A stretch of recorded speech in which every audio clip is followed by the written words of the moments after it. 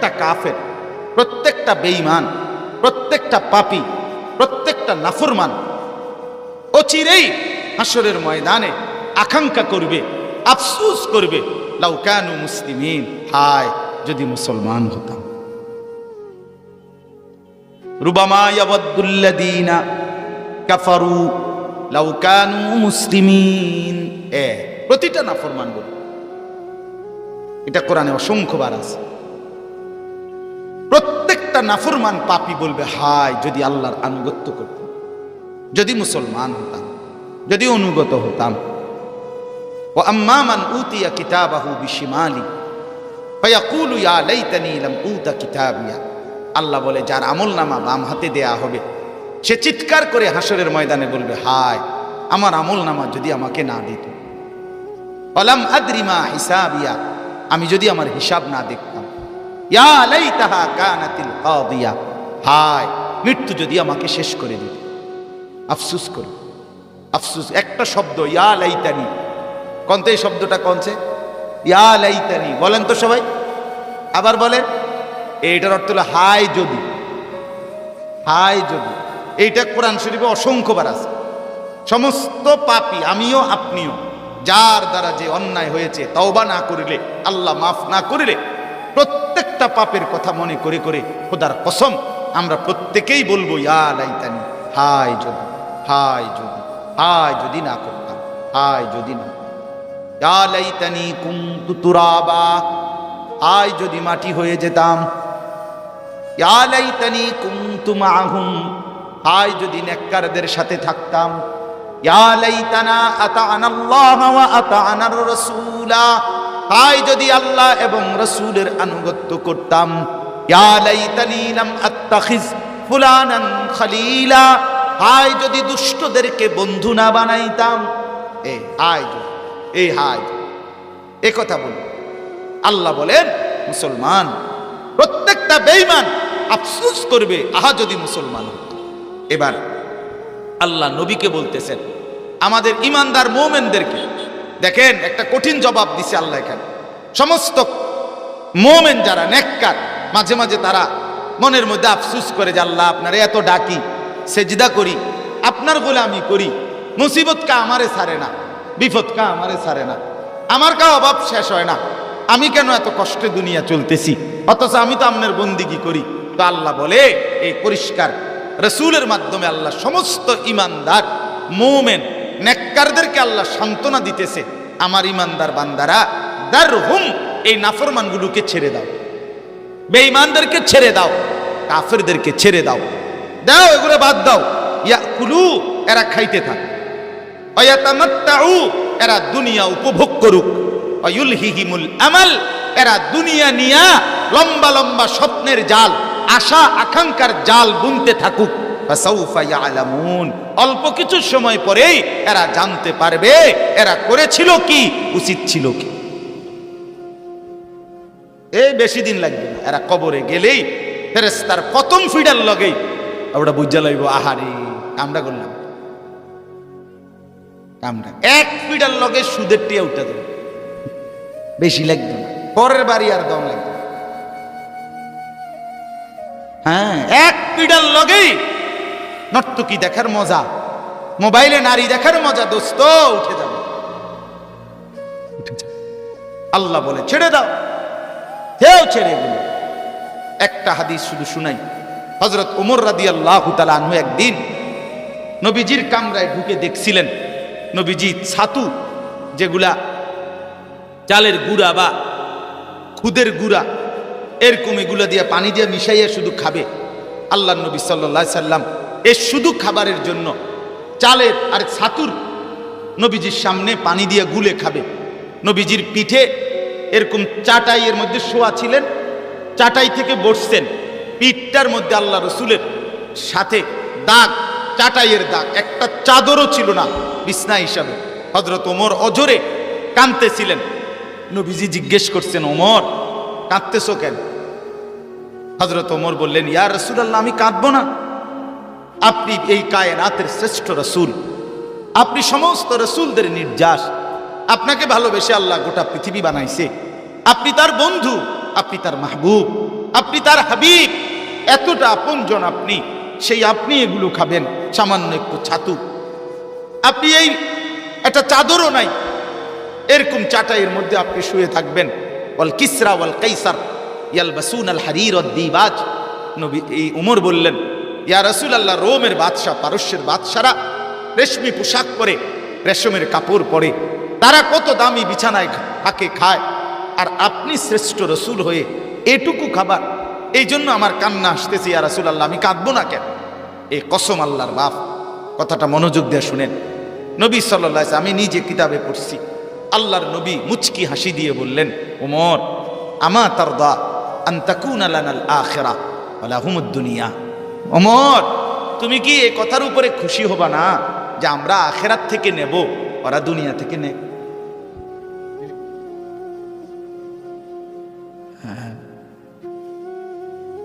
ওরা দুনিয়া থেকে নেয়। দোস্ত, তুমি এখন নারীর ছবি দেখো, আমিও জান্নাতে হুর দেব। তুমি এখন মদের আড্ডায় পড়ে থাকো, আমিও জান্নাতের মদ পান করব ইনশাআল্লাহ, আশায় আছি। এই আশায় সেজদা দে। তুমি চালাক হইলে আমি বেকুব না। তুমি আল্লাহর নাফরমানি করে যদি চালাক হও, আমি আল্লাহকে মেনে বেকুব হব কেন? বেকুব হব কেন বলো মিয়া? এই জন্য আল্লাহ বলছে, ছেড়ে দেন বন্ধু, ছেড়ে দেন দুনিয়া, দেন সুদখোর তোরে দুনিয়া দিয়া দিলাম, নেশাখোর, মদখোর, জুয়ারি, যা নে তুই, নে দুনিয়া তোরে দিয়া দিলাম, 60 বছর তুই নে, অনন্তকাল জান্নাত আমরা নেব, ইমানদার জান্নাত নেব, সেজদাওয়ালা জান্নাত নেব। আল্লাহ আমাদেরকে তৌফিক দান করুন। ওমা আহলাকনা মিন ক্বরিয়াতিন ইল্লা ওয়ালাহা কিতাবুম মা'লুম। আল্লাহ বলে, প্রত্যেকটা নাফরমান পাপী ব্যক্তি, গোষ্ঠী, সম্প্রদায়, জাতি, আমি আল্লাহ প্রত্যেকের জন্য, আমি আল্লাহর ফয়সালায় তার ধ্বংসের নির্দিষ্ট টাইম লিপিবদ্ধ করে রেখেছি। প্রতিটা পাপীর ধ্বংস এক তালে না, যে সুদ খাইলে প্রত্যেকেই প্রথম বছরে মরে যায়, ঘটনাটা এমন। বোঝেন নাই আমার কথা? জুলুম করলে প্রত্যেকেই 12 বছরের মাথা শেষ হয়ে যায়, এটা এরকম এক সিস্টেম না, এক সাজা না, এক সময় না, এক সিস্টেম না। আল্লাহ বলছে, প্রত্যেকটা পাপী নাফরমানের জন্য আমি আল্লাহর পক্ষ থেকে ধ্বংস, বরবাদি, লাঞ্ছনা নির্ধারণ করা আছে। তবে প্রত্যেকটা আলাদা আলাদা, আমি আল্লাহ জানি কার জন্য কি সিদ্ধান্ত। সর্বশেষ কথা হইল, মা তাসবিকু মিন উম্মাতিন আজালাহা ওয়া মা ইস্তাখিরুন। আল্লাহ বলে, কোন জাতি, কোন ব্যক্তি, কোন সম্প্রদায় সুখে থাকুক আর দুঃখে থাকুক, অহংকারে থাকুক আর যাই করুক, যত আস্ফালনই করুক, আল্লাহ বলে কেউই তার মৃত্যুর সময় আগেও আনতে পারবে না, পরেও নিতে পারবে পারবে না। কাজে বাপ, আমি যেটা মাঝে দিয়ে বলছি, হাসতে হাসতেও মৃত্যু আসবে, কাঁদতে কাঁদতেও কি আসবে? এই হাসি দুনিয়ারটা স্থায়ী না। কাজে আমরা প্রত্যেকেই মরতে হবে। এটাকে অ্যাভয়েড করার, পাশ কাটাইবার কোনো সুযোগ নেই, আড়াল করবার কোনো সুযোগ নেই। সর্বশেষ কথা এটাই, দুনিয়া নিয়েই ব্যস্ত না হই ভাইয়া। আমরা যারা নামাজ পড়ে না, প্রত্যেকটা ছেলে, যুবক, বাবা, ভাই, সবার কাছে অনুরোধ, প্রত্যেকেই নামাজের ফিকির করে, নামাজের ফিকির। নওজোয়ান ভাই, তোমরা যারা এখানে বসছো, এটা প্রমাণ করে আল্লাহ চায় যে তোমার দ্বারা ইসলামের খেদমত হোক। এটা সত্য ভাইয়া, এই জন্য আল্লাহ তোমারে বসাইছে। এই জন্য তুমি আগায় আসো, তুমি আগায় আসো। 5 ওয়াক্ত নামাজ তোমরা ছেলেরা পড়ো বাপ। ফজরের নামাজ কষ্ট করে হলেও পড়তে চেষ্টা করো।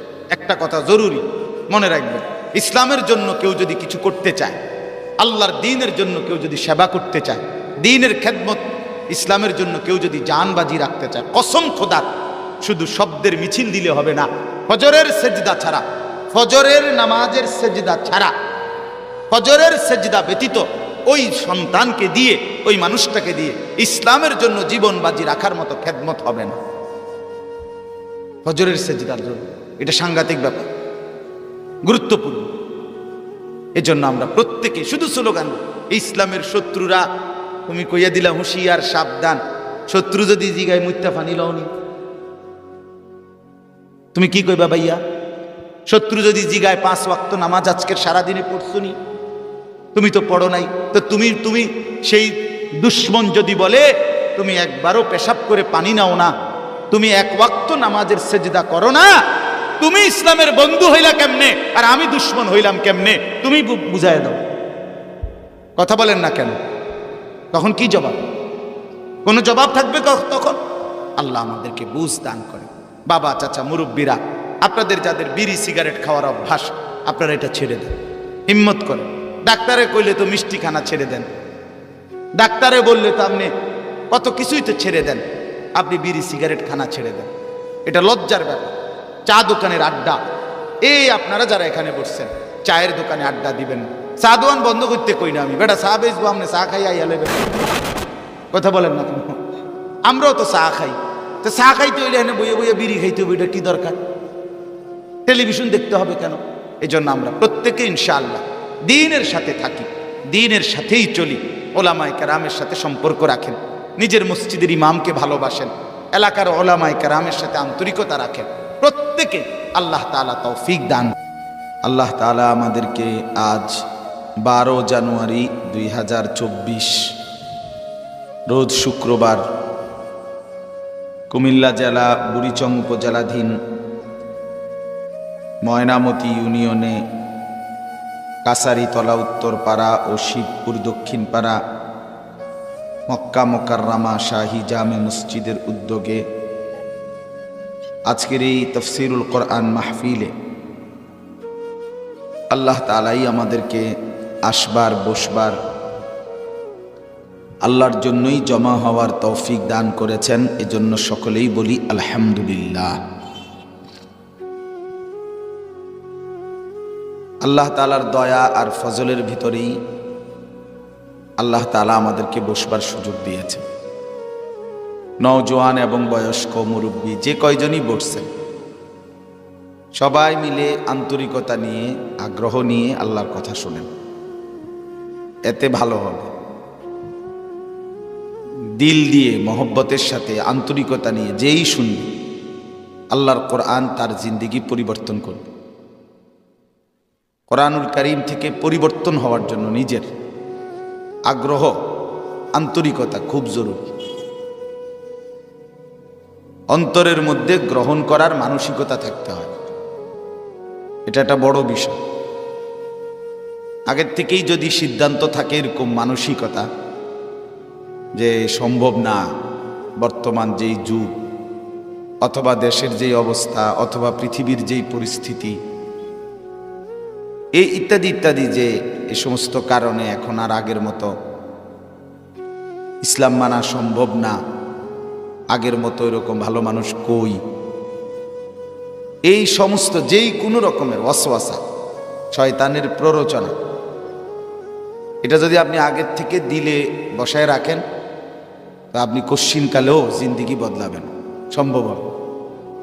দেখবেন অনেক মাঝ বয়সী বয়স্ক লোক চা দোকানে চলতে ফিরতে অথবা উঠতে বসতে বলে যে আরে কথা তো ভালোই, হুজুররা কয় তো ভালো লেগেই কয়, আসলে তো পারি না। উনি আগের থেকেই বুঝে লাইছে উনি পারেন, কোনো মেহনত ছাড়াই, চেষ্টা ছাড়াই, অব্যাহত লাগাতার ধারাবাহিক মেহনত ছাড়াই উনি আগেই বুঝে নিছে ওনার পক্ষে আর বিড়ি খানার অভ্যাস ছেড়ে দেওয়া আর সম্ভব না। 60 বছর হয়েছে, এখনো যেহেতু এই বদ অভ্যাস যায় নাই, আর যাইত না। 60 বছর হয়ে গেছে, এখনো যেহেতু বিড়ি খানার অভ্যাস ছাড়ে নাই, আর ছাড়বে কেন? সম্ভব না। এত বছর হয়ে গেছে, এখনো যেহেতু টেলিভিশন দেখার অভ্যাস, চা দোকানে গপ মারণের অভ্যাস, আর এটা ছাড়া সম্ভব না। এই যে আগের থেকে মানসিকতা, নিজের বুঝের উপরে ভরসা, আল্লাহ তাআলার দয়ার উপরে ভরসা না করা, এটা আমাদের ব্যর্থতার, পিছিয়ে পড়ার একটা মূল কারণ, অন্যতম কারণ। সাহাবায়ে কেরামের জিন্দিগি ছিল আল্লাহর প্রিয় বান্দাদের জীবন হল নিজেকে সবসময় আল্লাহর কোরআন, রাসূলুল্লাহ সাল্লাল্লাহু আলাইহি সাল্লামের সুন্নাহর সামনে রেডি রাখা, প্রস্তুত রাখা। আল্লাহ এবং তার রাসূল বলেছেন কষ্ট হোক আর আনন্দ হোক, আমার যুক্তিতে ধরুক অথবা না ধরুক, মেনে নেওয়া নিশ্চিন্তে, এছাড়া আমার কোনো উপায় নাই, এছাড়া আমার আর কোনো অন্য কোনো পন্থা নাই, ব্যবস্থা নাই। এইভাবে হলেও এটা মানসিকতা যদি কারো থাকে, তার জন্য দিন মানা একদমই সহজ, একদমই সহজ, একদম সহজ। সবচেয়ে সহজ ইসলাম মানা, সবচেয়ে সহজ আল্লাহকে মানা, সবচেয়ে সহজ কোরআনকে মানা। কিন্তু মানসিকতার ব্যাপার, মানসিকতার ব্যাপার। হাজারো ব্যস্ততা, আমাদেরও ব্যস্ততা, কিন্তু তাই বলে নামাজ ছুটে না। ছুটবে কেন? এটা ছাড়া আমার উপায় নেই। আমার দিলের মধ্যে এটার ইয়াকিন যে 5 ওয়াক্ত নামাজ না পড়ে আমার কোনো উপায় নেই। এবারে আমার শরীর আরো অসুস্থ, আমার ক্লান্তিতে শরীর ভেঙে পড়বে, আমার নামাজ না পড়ে উপায় নাই, সোজা কথা। এটা যখন আমার দিলে, তখন আমি কষ্ট করে হলেও আমাকে পড়ে নিতে হবে। এই যে একটা মানসিকতা, হিম্মত, অন্তরের বোঝাপড়া, এটা বড় নিয়ামত, বড় নিয়ামত। আমাদের মধ্যে এটার ঘাটতি বেশি। বাবা ডাইরেক্ট, আপন বাপ নিজের ছেলের ব্যাপারে বলে দেয় যে না হুজুর, ছেলেটারে আর মানুষ করা সম্ভব না, খালাস, এবার ওরে ওর হাতে ছেড়ে দিছি। মেয়েটাকে অনেক বলছি, আর বুঝি হইতো না, শেষ। বউরে হুজুর বলছি আপনার কথা মতো, হুজুরদের কথা মতো পর্দা পুশিদা করার জন্য 50 বার কইছি, শেষ। উনি বুঝছে এটা যে 50 বারের পরে আর বলতে হয় না। উনি বুঝছে 2 বছর কইয়ার পরে আর বলতে হয় না। এই যে আমাদের এই বুঝ, এইটাই আমাদের ধ্বংস বরবাদির মূল কারণ, মূল কারণ। অথচ একজন মুমিন আল্লাহর হুকুম পালনের জন্য অব্যাহত চেষ্টা করা, চালু রাখা, এটার জিম্মাদারি তার উপরে কতক্ষণ? কোরআনুল কারীমে স্পষ্ট আছে, ওয়া'বুদ রাব্বাকা হাত্তা ইয়াতিয়াকাল ইয়াকিন। আল্লাহ তাআলা ইরশাদ করেন, হে নবী, আপনি আপনার রবের ইবাদত করুন, বন্দিগি করুন, আপনার রবের হুকুম পালন করুন। কতক্ষণ পর্যন্ত? হাত্তা ইয়াতিয়াকাল ইয়াকিন, মৃত্যু আসা পর্যন্ত। তাহলে শেষ নিঃশ্বাস পর্যন্ত আল্লাহর হুকুম মানতে চেষ্টা করা, চালু রাখা, এটাই আমার জিম্মাদারি। কাজে এখানে 2 বছর 4 বছর কোনো কথা, কোনো কথা নাই। হুজুর আপনারা বলছেন দেখা 15 দিন টানা দোয়া করছি, শেষে দেখছি না হয় না, বুঝছি নিজের চেষ্টা নিজেই করতে হইব, এনে আল্লাহর উপরে ভরসা করে বইয়া থাকলে হইতো না। এরকম মানুষ আছে না? আপনি এটা কি বললেন? আপনি বুঝে ফেলছেন আর আর আল্লাহর উপরে ভরসা করলে আর হবে না। না, এটা কোনো কথা, এটা সম্পূর্ণ নাফরমানের কথা। বরং মুমিন আল্লাহকে ডাকতে থাকবে, বলতে থাকবে, চাইতে থাকবে মৃত্যু পর্যন্ত। কোন পর্যন্ত বলেন? মৃত্যু পর্যন্ত। হাদিসের মধ্যে আছে, রাসূলুল্লাহ সাল্লাল্লাহু আলাইহি ওয়াসাল্লাম ইরশাদ করেছেন, ইউস্তাজাবু লি আহাদিকুম মা লাম ইউআজ্জিল। তোমাদের প্রত্যেকের দোয়া কবুল হয়, কিন্তু যদি তোমরা তাড়াহুড়া না করো। কি না করো? কথা কন। তাড়াহুড়ো যদি না করো, তাহলে তোমাদের প্রত্যেকের দোয়াই কবুল হয়। তো সাহাবীরা জিজ্ঞেস করছেন, ইয়া রাসূলুল্লাহ আমাল ইস্তিজাল, তাড়াহুড়া মানে কি? মানে কতক্ষণ বলিয়া ছেড়ে দিলে বলবে যে তাড়াহুড়া করছে? রাসূলুল্লাহ সাল্লাল্লাহু আলাইহি ওয়াসাল্লাম পরিষ্কার বলছে যে তাড়াহুড়া মানে হলো কোনো ব্যক্তি দোয়া করতেছে, আল্লাহর কাছে বলতেছে বলতেছে বলতেছে, এক পর্যায়ে ছেড়ে দিছে নিজে নিজে, আর বলে না, এটাই তাড়াহুড়া। এবার এটা 90 বছর পরেও বলে না, আমি আজকে 90 বছর আল্লাহরে ডাকছি, 90 বছর পরে হুজুর ছেড়ে দিছি, না, এটারও কোনো অনুমতি আমার নেই। মানে 1 মিনিটের জন্য আপনার হায়াত থাকতে আল্লাহর কাছে চাওয়া, এটা ছেড়ে দেওয়া, এটাই তাড়াহুড়া। ছেড়ে দেওয়ার সুযোগ নেই। 30 বছর আপনার একটা ছেলে, আপনি আল্লাহর কাছে চাইছেন একটা সন্তান, মনে করেন ভয় নাই, হচ্ছে না, তো এখন 30 বছর পরে আপনি আল্লাহকে বাদ দিয়া আর কারো কাছে চান? কথা বলেন না, কে সে? চাওয়ার মতো কে সে? তো তাইলে আপনি কার লগে রাগ করলেন? মানে রাগ করবেন কার সাথে? কাকে বাদ দিবেন? এরপরে আপনার জন্য আর আছে কি? তাহলে দিলেও যিনি, শত বছরে না দিলেও তো তিনি। যেহেতু আমার আল্লাহ ছাড়া আর কেউ নাই, তাহলে আল্লাহকে বাদ দেওয়ার কোনো সুযোগ আছে কি? নাই। এটা একটা সহজ কথা। যুবক ভাইটা তোমরাও যদি বুঝো ভালো। তোমাদেরও অনেক ব্যক্তিগত চাওয়া পাওয়া আছে, ব্যক্তিগত প্রয়োজন আছে, তোমার মনেও অনেক কিছু চায়। হ্যাঁ, যদি হালাল সেটা আল্লাহর কাছেই চাইতে হবে, তাহলে আল্লাহ তাআলা উত্তমটা মিলায়। হাদিসের মধ্যে আছে, রাসূলুল্লাহ সাল্লাল্লাহু আলাইহি ওয়াসাল্লাম ইরশাদ করেছেন, লা তা'জিজু ফিদ দুআ। তোমরা আল্লাহর কাছে চাইতে, দোয়া করতে গিয়ে দুর্বল হয়ে পড়ো না, অক্ষম হয়ে পড়ো না, ছেড়ে দিও না। এরপরে নবী বলছে, লান ইয়াহলিকা মা'আদ দুআই আহাদ। সাবধান, মনে রাখবা উম্মত, দোয়া করে আল্লাহর কাছে কেউ কোনোদিন ধ্বংস হয় না। আল্লাহর কাছে চাইতে চাইতে কেউ কোনোদিন লসে পড়ে না, ক্ষতিগ্রস্ত হয় না। মাখলুকের কাছে চাইলে ক্ষতি হয়, আল্লাহর কাছে চাইলে কোনো ক্ষতি নেই। বলে যে না, আমি তো অনেক কিছু চাইছি জীবনে আল্লাহর কাছে, কিন্তু হয়তো নাই। হ্যাঁ, এটা আমারও, এটা আপনারও, এটা আব্দুল কাদের জিলানীর, ঠিক কি না? কিন্তু এর মানে কি? হাদিসের মধ্যে আছে, মুমিনের কোনো দোয়া বিফলে যায় না। স্পষ্ট হাদিস, তিরমিজি, আবু দাউদের হাদিস। কোনো দোয়া বিফলে যায় না মুমিন। তো মানে কি? রাসূলুল্লাহ সাল্লাল্লাহু আলাইহি ওয়াসাল্লাম বলেন, মুমিনের প্রত্যেক দোয়ার 3টা পরিণতি হয়। এক, সে দোয়াতে যা চায় কখনো কখনো আল্লাহ তাকে ওইটাই দেয়।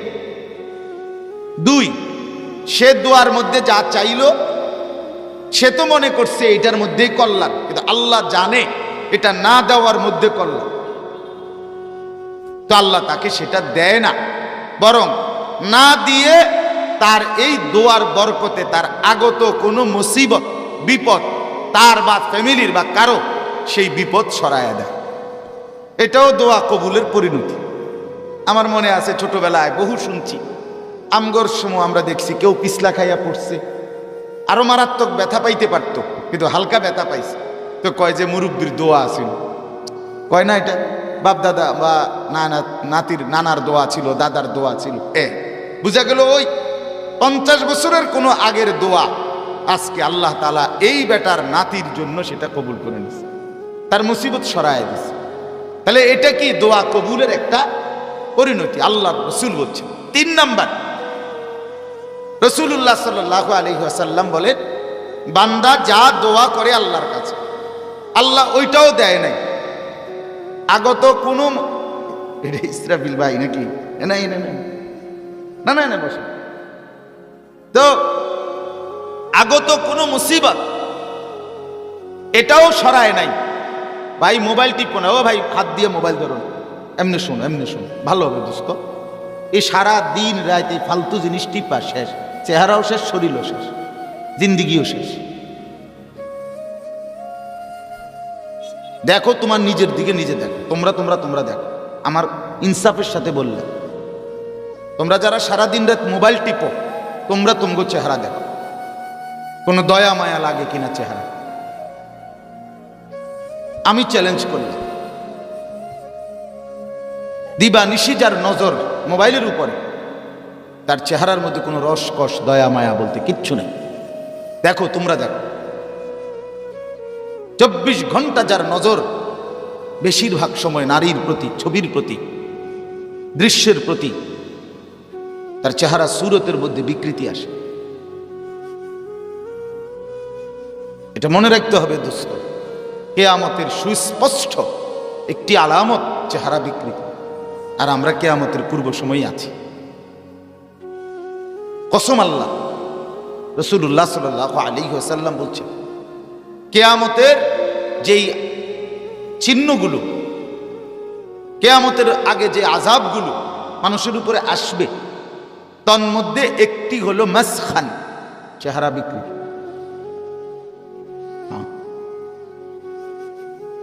এক লাল আগুনের বৃষ্টি, বাতাস, রিহুন হামরা, জালজালা ভূমিকম্প, খাসফুন ভূমিধস, মাসখুন চেহারা বিকৃতি। আল্লাহ রাসূল সাল্লাল্লাহু আলাইহি ওয়াসাল্লাম বলছেন, বাপ, চেহারা সুরতের মধ্যে সৌন্দর্য থাকে না, বেনামাজির চেহারার মধ্যে কোনো দয়া মায়া থাকে না। যার কপালে সেজদা নাই, একবারে পরিষ্কার হিসাব, সে মন্দ কপাল, দুর্ভাগা। যার এই কপালে সেজদা নাই, সেজদার চিহ্ন নাই, এই মানুষের বাচ্চা না, সোজা হিসাব, সে মানুষের বাচ্চা না যার কপালে সেজদা নেই। আল্লাহর কোরআনে যাদেরকে মানুষরূপী জানোয়ার বলছে, এরা তারাই যারা সেজদা দেয়। কোরআন যাদেরকে বারবার বলতে চাইছে জানোয়ার, এরাই মানুষরূপী জানোয়ার, যাদের কপালে সেজদা নেই, যাদেরকে শুধুই আল্লাহ তাআলা দুনিয়া ভোগ করাইতেছে। জন্তু জানোয়ারের মধ্যে খায়, ঘুমায়, পেশাব পায়খানা করে, হ্যাঁ, যৌন চাহিদা পূরণ করে, খালাস, এতটুকুতেই জিন্দিগি।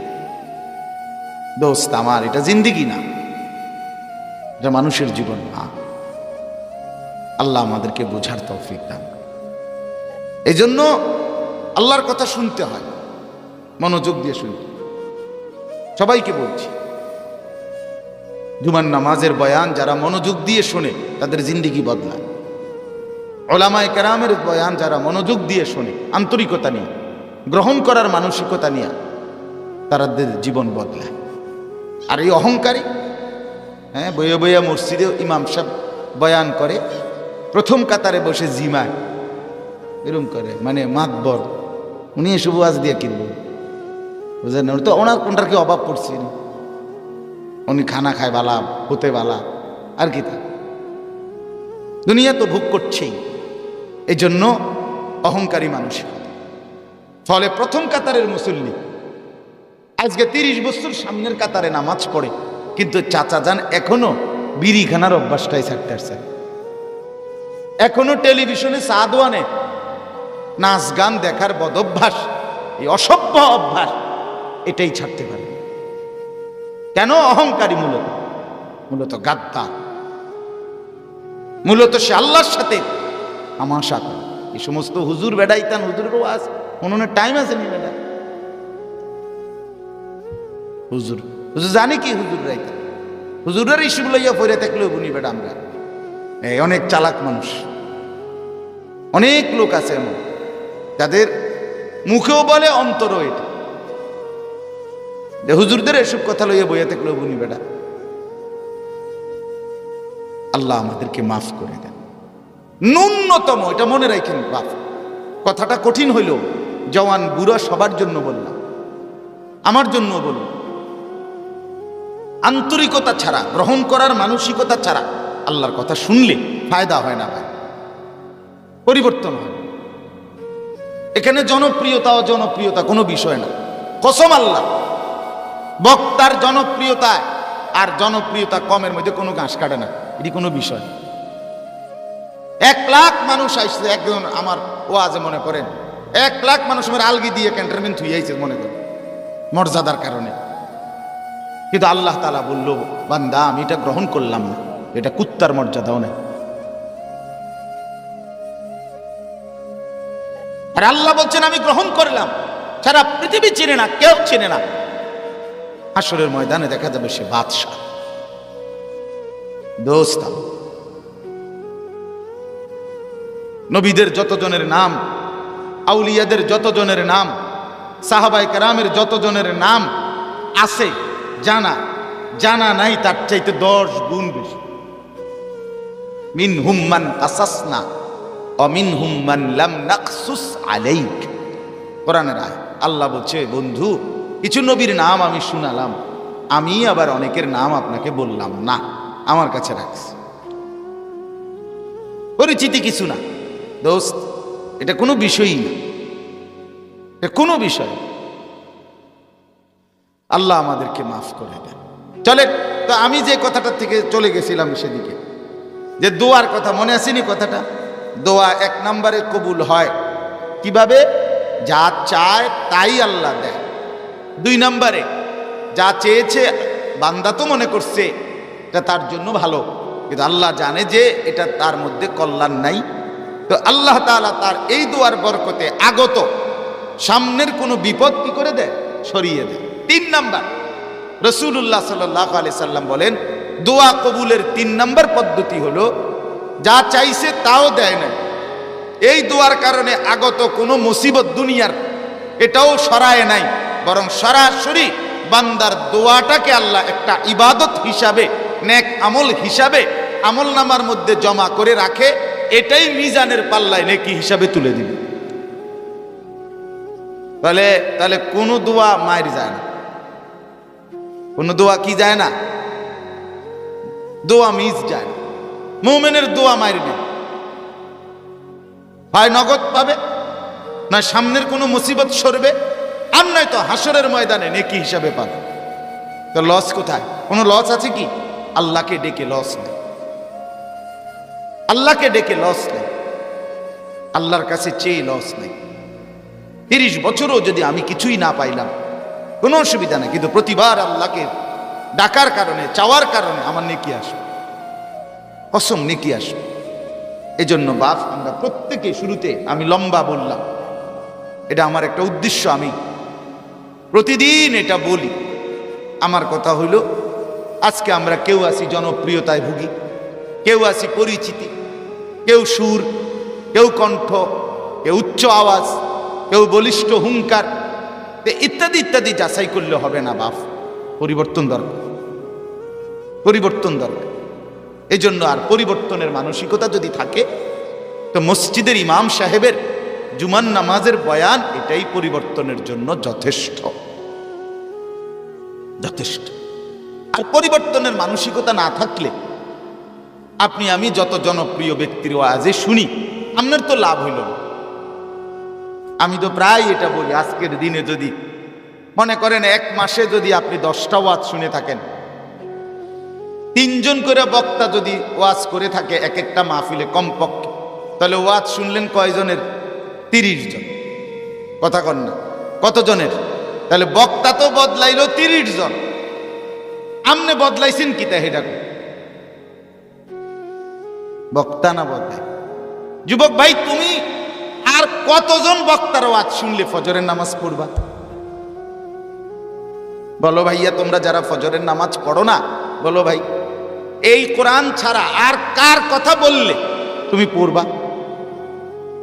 রাসূলুল্লাহ সাল্লাল্লাহু আলাইহি সাল্লামের হাদিস ছাড়া আর কার কথা বললে তুমি ফজরের নামাজের সেজদা দিবা? আল্লাহর কথার চাইতে, রাসূলুল্লাহ সাল্লাল্লাহু আলাইহি সাল্লামের কথার চাইতে এক আলেমে দ্বীন আর কি আনতো কথা? আর কি বলবেন আপনি? কি বলবেন মাওলানা ইসরাফিল? আর কথা বলার আছে কিছু? আর তো কিছু নাই। আল্লাহর কথার পরে, রাসূলুল্লাহ সাল্লাল্লাহু আলাইহি সাল্লামের কথার পরে তোমার জন্য আর কি বলা? কি বলা? সুদখোর আর কি বললে ছাড়বে? কি বললি? আল্লাহর কথা তার কাছে ফেল, রাসূলের কথা তার কাছে ফেল, সমস্ত ইমানদারের কথা তার কাছে ফেল। এত বড় গাদ্দারকে পরিবর্তন করবে আর কি দিয়া? বলেন, হারামখোরকে বদলাবে আর কি দিয়া? জিনাকার, ব্যভিচারীকে, বেপর্দা নারীকে আর কি দিয়ে বদলাবে?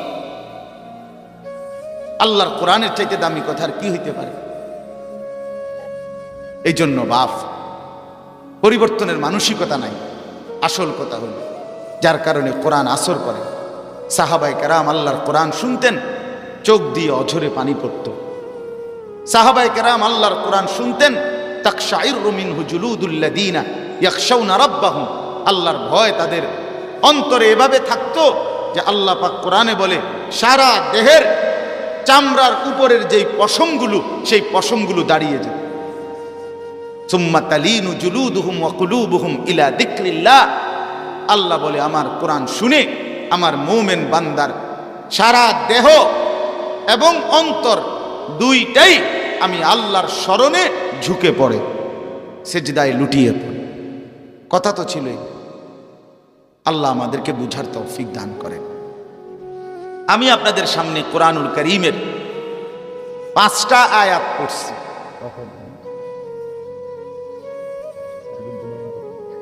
জি মাশাআল্লাহ, 5টা আয়াত কোরআনুল কারীমের 13 নম্বর পারা, কোরআনুল কারীমের 51 নম্বর সূরা। সূরাটার নাম হিজর। এই সূরার প্রথম 5টি আয়াত আপনাদের সামনে তেলাওয়াত করেছে। 13 নম্বর পারায় শুরু হয়েছে আর কি, একবারে 13 নম্বর পারার শেষ আয়াত থেকে শুরু সূরাটা। 14 নম্বর পারার শুরু দিয়ে আরো 4টা আয়াত, এই মোট 5 আয়াত আমি আপনাদের সামনে তেলাওয়াত করেছি শুরুতে। ইনশাআল্লাহ এখন বাকিটুকু সময় আমরা এই 5 আয়াতের তরজমা শুনবো ইনশাআল্লাহ। আল্লাহ তাআলা আমাদেরকে তৌফিক দান করেন। বিজ্ঞান বইতে, পদার্থ জীববিজ্ঞান, রসায়ন বিজ্ঞান বইতে সব তথ্য নাই। আইনের সবগুলো বই একত্র করলেও সব তথ্য নাই, তথ্য নাই। সমস্ত তথ্য পূর্ণাঙ্গ আছে কোথায়? কোরআন। একমাত্র কোরআন, একমাত্র কোরআন, একমাত্র কোরআন। এই জন্য আল্লাহ বলছে তিলকা আয়াতুল কিতাব ওয়া কুরআনিম মুবিন, এবং আল্লাহ বলেন এটা সুস্পষ্ট কোরআন, সুস্পষ্ট কোরআন, এটা সুস্পষ্ট কিতাব যেটা বারবার তেলাওয়াত হয়, বারবার তেলাওয়াত হয়। কোরআনের এক তরজমা এটা, যেটা বারংবার পড়া হয়। পৃথিবীতে একমাত্র কিতাব এটাই যেটা হাজার লক্ষ কোটি কোটি মানুষ প্রতিদিন, প্রতি ঘন্টা, প্রতি মিনিট, প্রতি সেকেন্ড হাজারো কণ্ঠে, কোটি কণ্ঠে আল্লাহর কোরআন তেলাওয়াত হচ্ছে তো হচ্ছে, হতেই থাকে। 1 সেকেন্ড পৃথিবীতে কোরআন পড়া ক্ষান্ত হয় না। এটা কোরআনের মুজিজা। সময়ের হিসাব আল্লাহ এভাবে বানাইছে। যেমন মনে করেন এখন 7:27 বাজে রাত। এখন এটা তো আমাদের বাংলাদেশে না, এখন এই টাইমটা বাজে। সারা পৃথিবীতে কি এখন এই টাইম? তাহলে এখন আমরা এই মাদ্রাসাটা না মনে করেন বন্ধ, কিন্তু সারা পৃথিবীর মাদ্রাসা সবই বন্ধ। জি, এইটাই বুঝাই। অর্থাৎ আমরা প্রত্যেকেই বুঝতে হবে এই জমিনে আল্লাহ তাআলা সময়টাকে এভাবে সাজাইছেন, ব্যবধানটা যে 24 ঘন্টা। পাকিস্তানের একজন বিশ্ববিখ্যাত বুজুর্গ আছেন হযরত মাওলানা জুলফিকার আহমদ নকশবন্দি, তিনি বলেন আল্লাহ সময়টাকে এভাবে সাজাইছেন, গোটা পৃথিবীর সময় বিশ্লেষণ করলে এটাই প্রমাণিত হয় 24 ঘন্টা আল্লাহর পৃথিবীতে কোথাও না কোথাও আজান হয়, আজান হয়। হ্যাঁ, আমাদের এই ছোট্ট বাংলাদেশেও তো সময়ের ব্যবধান, এই জেলার সাথে ওই জেলার 2 মিনিট ব্যবধান, 4 মিনিট ব্যবধান, 6 মিনিট ব্যবধান, দেখেন না? আমি সিলেটে মোবাইলে কথা কইতেছি, সিলেট থেকে নোয়াখালী ফোন দিছি, নোয়াখালী দিয়ে আজান চলতেছে, সিলেটে আরো 4 মিনিট বাকি। কথার কথা, তাইলে সময়ের ব্যবধান। এই প্রতি মিনিট, প্রতি সেকেন্ড খোদার জমিনে আল্লাহর নাম উচ্চারণ, রসুলের নাম উচ্চারণ, কোরআনের তেলাওয়াত। এবার বাকিটার, এই বাকিটার তর্জমা শুনুন। তাহলে কোরআনের গুরুত্ব, কোরআনের মর্যাদা, কোরআনের বৈশিষ্ট্য, কোরআনের অনুসরণ সংক্ষেপে আপনারা বুঝলেন। আমার বাপ, আমি এতক্ষণের কথার পরে আবারও বলতেছি, এই কোরআনের অসংখ্য বৈশিষ্ট্য আল্লাহ বলছে। আহসানাল হাদিস, এটা সবচেয়ে সর্বোত্তম কথা আল্লাহ বলছে। অতএব আবারও অনুরোধ করছি, এই যে কয়জন বাপ খামখেয়ালি করে উড়াই দিয়ে আমার 1.5 ঘন্টা 1 ঘন্টা আপনি শুধু এক কথার উপরে বলে তো ভালো, কইছে তো বালা, আসলে তো দরকার, পারি তো না, এই একটা কথা কই আপনি আমার এই সবগুলো কথার উপরে পানি ঢেলে দিয়েন না। এটা জুলুম, বা এটা জুলুম। আমাদের মধ্যে এই খামখেয়ালিটা বেশি। ওলামায়ে কেরামের অসংখ্য কথাকে আমরা এক কথায় উড়াইয়া দেই। কথা তো ঠিকই, বুঝি তো, আসলে তো বুঝি, পারি তো না, শেষ, মানে পানি দিয়ে দিল। না বাপ, এটা উচিত না, এটা ইনসাফ না, এটা বিবেকের কথা না। মুসলমান পারবে না কেন? মুমিন পারবে না কেন? মুমিনের জন্য হতাশা, মুমিনের জন্য নিরাশ হওয়া কুফর। কোরআনে আছে স্পষ্ট, যে মুসলমান হতাশ হয়, সে বেঈমান, সে কাফের। মুমিন হতাশ হয় না, কারণ কোনোটাই আমি চাইছি এভাবে, প্রত্যাশা মতো হইছে আলহামদুলিল্লাহ, আমি চাইছি এভাবে, আমার চাওয়া মতো হয় নাই, সবর আলহামদুলিল্লাহ। কারণ হইল আমার চাওয়া মতো হইতে হবে অথবা হবে না, এই দুটোটার কোনোটারই মালিক আমি না। আমারে জাত দেয়, আমারে জাত দেয় না, দুইটার মালিকই আল্লাহ। কথা বলেন না কেন? তেন আমার কি তাই না? তা আমি আবেগেই কেন উচ্ছ্বসিত হব আর হতাশাই কেন মরে যাব কেন? আমার তো কিছু না। কথা বুঝছেন না? তাইলে আমি মনে করছি আমার এনে 10 লাখ টাকা লাভ হইব, তা আমার হয়েছে 10,000 টাকা। তো 10,000 টাকার মালিকও আমি না, 10 লাখ টাকার মালিকও আনি না, দুটোটাই কার দান? তাহলে আমার সমস্যা কি? এনে এই জন্য মুমিন হতাশ হয় না, মুমিন হারে না, মুমিন হেরে যায় না, মুমিন হারবেও না, ইসলাম হারবে না, কোরআন হারবে না। এই যে ফিলিস্তিন, আপনারা কসম, এই যুবক ভাই মনে রাখো, আজ কিংবা কাল, আগামী দিনে শুনতেই পারবা ইনশাআল্লাহ, ফিলিস্তিন হারবে না। এই মুজাহিদ, এই হামাস, এরা ইনশাআল্লাহ কালেমার পতাকা উড়াবে ইনশাআল্লাহ। ইসরায়েলের ইহুদি কুত্তা, এরা হেরেই যাবে, এরা হেরে যাবে, এরা মানচিত্র থেকে হেরে যাবে। দখলদার আমাদের দেশে কয় গ্রামে যে জমি দখলদার যে অন্যায়ভাবে দখল করে, 70 বছর পরে হইলো মামলায়, এরপরে ওটা উঠতে আইয়ে যে না, দখলদারই থাকে, হে মূল জমির মালিক হইতারে না। 70 বছর পরে হইল মাটি ভাষ্য হইল, আসল কাগজ বাইর হয়। 90 বছর পরেও কাগজ বাইর হয় যে না, তুই কি দখলদার। তাহলে ইসরায়েলের ইহুদি বেঈমানরা ফিলিস্তিনের জমিনে দখলদার,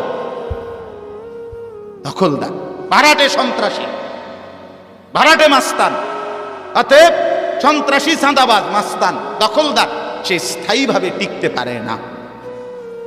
এটা মূল জনগোষ্ঠীকে, মুসলমানদেরকে ছেড়ে দিতেই হবে, আজ কিংবা কাল ছাড়তেই হবে। এজন্য মুমিন হারে না, ইসলাম হারবে না। আমরা প্রত্যেকেই আল্লাহর কোরআন আজকে থেকে সিদ্ধান্ত নেই, মক্তবে শুধু ছোট বাচ্চারা পড়বে, আপনি আলাদা পড়েন, মসজিদের ইমামের সাথে সম্পর্ক করেন, মুয়াজ্জিনের সাথে সম্পর্ক করেন। চতুর্দিকে মাদ্রাসা, বাপ ছোট ছোট মাদ্রাসা আছে, এত আলেম ওলামা, এত হাফেজে কোরআন চারদিকে আছে, এত মানুষ কোরআন পড়ানোর মতো উপযুক্ত থাকার পরেও আপনি একজন মুসলমানের কোরআন অশুদ্ধ, কেমনে কবরে জবাব দেব? কেমনে আল্লাহরে বলব? আপনি বুঝি এটা কইতে পারবেন যে আল্লাহ, লোক আসিল না, শিখানোর মতো মানুষ ছিল না? এই কথা বলার এখন সুযোগ আছে কোন? বলেন না ভাই, এখন সুযোগ আছে কোনো? তাহলে এমন একটা গ্রাম কোন যে গ্রামটাতে 2-4টা মাদ্রাসা নাই? কথা বলেন না কেন? এই যে মাসুম বাচ্চা, কোন মাদ্রাসার এরা? হ্যাঁ, এই মুসলমানের এই ছোট বাচ্চা যদি আল্লাহর কোরআন পড়তে পারে, আপনি পড়তে পারবেন না কেন? আপনার তো লজ্জা হওয়া উচিত, আপনার তো শরম হওয়া উচিত। আল্লাহ আমাদেরকে বুঝ দান করে। শেষের কথাগুলো শুধু তর্জমা শোনেন। রুবামা ইয়াওয়াদ্দুল্লাযীনা কাফারু লাউ কানু মুসলিমিন। এই এতক্ষণের কথার পরে আল্লাহ তাআলা বলেন দ্বিতীয় আয়াতে যে হায় আমার বান্দা শোনো করেন। ছোট্ট 2টা ঘোষণা। একটা ঘোষণা হলো আগামীকাল শনিবার আমার যেই মাদ্রাসা, ওই বিন্দারসর চেনেন আপনারা অনেকেই হয়তো, হ্যাঁ বিন্দিয়ারসর, ওইখানে আশরাফুল উলুম মাদ্রাসায় আগামীকাল এই প্রতি মাসের 2য় শনিবার মাসিক ইসলাহি মাহফিল হয়। আসর থেকে এশা পুরুষদের জন্য বয়ান হয়, সকাল 10টা থেকে 1টা মহিলাদের জন্য বয়ান হয়। আপনাদের অনেক নওজোয়ান ভাই, বাবা ভাই কাছাকাছি, আপনাদের সুযোগ থাকলে আপনারা যাওয়ার চেষ্টা করবেন। আগামী 2, 3, 4 ফেব্রুয়ারি বিশ্ব ইজতেমা, 2, 3, 4 ফেব্রুয়ারি বিশ্ব ইজতেমা। সবাইকে দাওয়াত করলাম, সবাই বিশ্ব ইজতেমায় অংশগ্রহণ করার সর্বোচ্চ চেষ্টা করবেন। আল্লাহ আমাদের সবাইকে তৌফিক দান করেন, কবুল করেন। আজকের এই মসজিদকে, যেই মসজিদের উদ্যোগে এই মাহফিল, আল্লাহ তাআলা মসজিদের তামাম খেদমত কবুল করেন। ইমাম, মুয়াজ্জিন, খতিব, মসজিদ কমিটির সদস্য, প্রথম দিন থেকে এই পর্যন্ত যারা মসজিদে দান করেছে, সহযোগিতা করেছে, এলাকার সকলকে আল্লাহ তাআলা কবুল ও মঞ্জুর করেন।